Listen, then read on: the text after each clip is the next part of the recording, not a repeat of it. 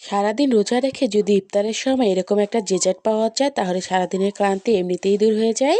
টোকনাই দানা আর কিছু ফল দিয়ে এত মজার ডেজার্ট বা ডিজার্ট বানানো যায় আমি জানতামই না। টোকনাই দানা দিয়ে তো সবসময় শরবত বানানো হয়, একবার এটা বানিয়ে খেও।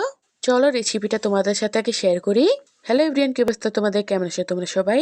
এই ডিজার্টটা বানানোর জন্য প্রথমে আমি ভিজিয়ে নিতেছি টোকনাই দানা। এখানে আমি 2 চামচ পরিমাণ টোকনাই দানা ভিজিয়ে নিতেছি, কারণ এগুলো ফুলে অনেকগুলো হয়ে যাবে।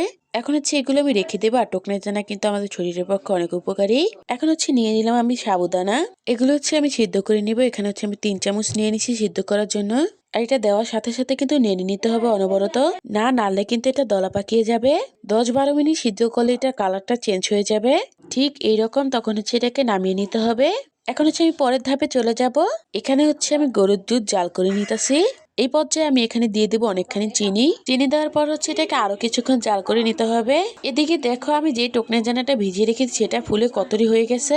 এখন হচ্ছে এই টোকনাই দানাটা আমি দুধের ভিতর দিয়ে দিব, সাথে দিয়ে দিব সাবুদানা সিদ্ধ। এটাকে হচ্ছে আর কিছুক্ষণ জাল করে নামিয়ে নিতে হবে। তারপর ঠান্ডা হয়ে যাওয়ার পর এখানে আমি কিছু ফুড অ্যাড করব। এখানে তোমাদের ইচ্ছে মতন তোমরা ফুড দিয়ে দিতে পারো। আমি এখানে দিয়েছি তরমুজ, আপেল আর হচ্ছে আনার। এইগুলো দেওয়ার পর হচ্ছে ভালো করে নেড়ে দিতে হবে। এই তো তৈরি হয়ে গেছে আমার ডিজার্ট। এখন হচ্ছে এটা ঠান্ডা হতে আমি ফ্রিজে রেখে দেব। ফ্রিজে রাখার আগে আমি এর উপর দিয়ে দিলাম গুঁড়ো দুধ গোলানো। এটা দিলে খেতেও মজা হবে আর দেখতেও সুন্দর লাগবে। এখন হচ্ছে এটাকে ফ্রিজে রেখে দেবো ঠান্ডা হতে। আর এটা যত বেশি ঠান্ডা হবে তত বেশি খেতে মজা হবে। 5-6 ঘন্টা আগে বানিয়ে এটাকে ফ্রিজে রেখে দিতে পারো তোমরা। তারপর তোমরা ইফতারের সময় নামিয়ে নেবে। এটা আমি ইফতারের সময় নামিয়ে নেওয়ার পরে এর ভেতরে দিয়ে দিলাম আমি বরফ আর হচ্ছে ছোট ছোট পিস করে রাখা খেজুর। ফলগুলো দেওয়ার সময় খেজুর দিতে আমার মনে ছিল না, তাই হচ্ছে এখন খেজুর দিয়ে দিলাম। তারপর হচ্ছে নেড়ে দিলাম। আর এটা খেতে কিন্তু মাশাআল্লাহ ভীষণ মজা ছিল। আর এটা দেখতেও কিন্তু অনেক সুন্দর ছিল।